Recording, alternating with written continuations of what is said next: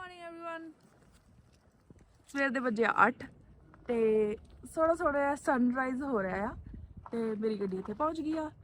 Thank you so much. ਮੇਰੀ ਗੱਡੀ ਕਦੇ ਸਟਾਰਟ ਨਹੀਂ ਹੁੰਦੀ ਬਟ ਹੁਣ ਇਹਦੇ ਨਾਲ ਅਸੀਂ ਬਲੈਂਕਟ ਲਾਤਾ, ਬੈਟਰੀ ਬਲੈਂਕਟ ਤੇ ਚੱਲਣ ਲੱਗ ਗਈ ਆ। ਦੇयर इज ਬਿਊਟੀਫੁਲ ਸਨਰਾਈਜ਼ ਹੋ ਰਿਹਾ ਜਿਹੜਾ ਕਿ ਆਪਾਂ ਕਿਸੇ ਅਪ ਹਿਲ ਤੇ ਖੜੇ ਆ ਤੇ ਇਹ ਹੈਗਾ ਦਿਖ ਰਿਹਾ ਹਾਂ ਪਾਰਕਲੈਂਡ ਮਾਲ ਤੇ ਇਹਦੇ ਵਿੱਚ ਹੈਗਾ ਡ੍ਰਿਜ਼ਲ ਤੇ ਹੁਣ ਜਾ ਕੇ ਫਰੈਸ਼ਲੀ ਆਪਾਂ ਕੁਕੀਜ਼ ਬੇਕ ਕਰਨੀਆਂ ਨੇ ਤੇ ਆਪਾਂ ਓਪਨ ਕਰਨਾ ਆਪਣਾ store. Let's go.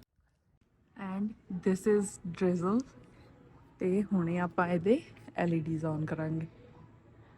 Yes it's turning on and this is my cute setup. ਇਹਦੇ 'ਚ ਮੈਂ ਆਹ ਕਿਊਟੀ ਲਾਇਆ ਹੋਇਆ ਤੇ ਨਿਊ ਈਅਰ ਕਰਕੇ ਲਾਇਆ ਸੀ ਇਹ ਆਪਾਂ।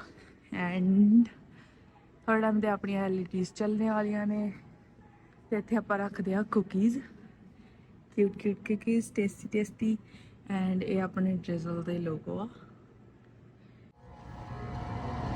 ਆਪਾਂ ਬਣਾ ਰਹੇ ਹਾਂ ਕੇਕ ਪੌਪਸ। Let's see. ਆਪਾਂ ਕੇਕਸ ਨੂੰ ਬਲੈਂਡ ਜਿਹਾ ਤਾਂ ਕਰ ਲਿਆ ਆ ਤੇ ਉਸ ਤੋਂ ਬਾਅਦ ਵਿੱਚ ਦੇਖਦੇ ਹਾਂ ਵੀ ਕਿਹੋ ਜਿਹਾ ਬਣਦੇ ਆ। ਮੋਰੇ ਖਲਾਰਾ ਚੱਕਦਾ ਐਂਡ ਬਣਾ ਕੇ ਦਿਖਾਉਣੀ ਹੈ ਕੇਕ ਬਣਦਾ।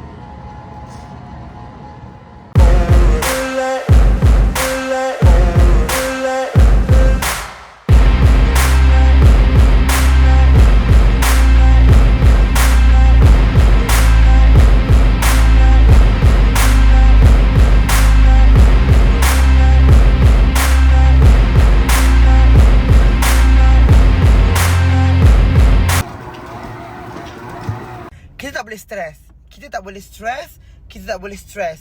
Nanti muka kita berkedut. Okay? So tarik nafas. Hembus. Tarik nafas.